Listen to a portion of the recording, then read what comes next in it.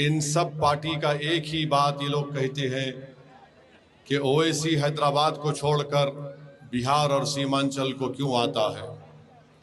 आप सुनते होंगे कि बार बार यही कहते हैं कि उसको क्या जरूरत पड़ी यहाँ पे आने की, और हम पर इल्ज़ाम लगाते हैं कभी वोट काटने का तो कभी बोलते बाहरी है। मगर हम आपको बताना चाहते हैं कि बिहार भारत का हिस्सा है और रहेगा इंशाअल्लाह। हैदराबाद भारत का हिस्सा है और रहेगा इंशाअल्लाह ताला।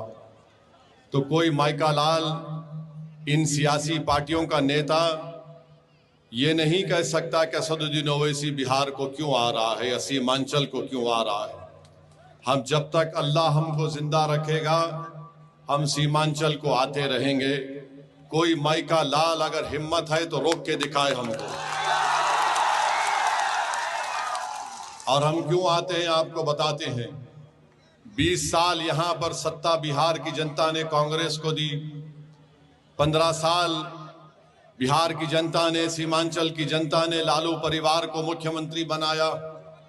अब 20 साल से यहां पर नीतीश कुमार की सरकार है और इस 20 साल में नीतीश कुमार कभी नरेंद्र मोदी के साथ बैठकर चाय पिए तो कभी तेजस्वी को खाना खिलाया। अब आपको मैं बताना चाहता हूं कि इन्होंने बिहार का क्या हाल करके रख दिया। मैं हमारी मां और बहनों को बताना चाहता हूं, एक बड़ी तादाद में यहां पर जमा है और मेरी मां और बहनें मेरी इस बात से मुत्तफिक होंगी कि अगर कोई मां अपने पेट में किसी बच्चे को पालती है, 9 महीने वो मां कितने तकालीफ को बर्दाश्त करके उस औलाद को पैदा करती है। बिहार में क्या पोजीशन है और आप और हम जानते हैं कि जब एक मां जो किसी बच्चे को पैदा करती है तो कितनी तकलीफें उठाती हैं। इसीलिए हमको भाई रुक जाइए, कुछ मत बोलिए, छोड़ दीजिए थोड़ी देर बोल रहा है।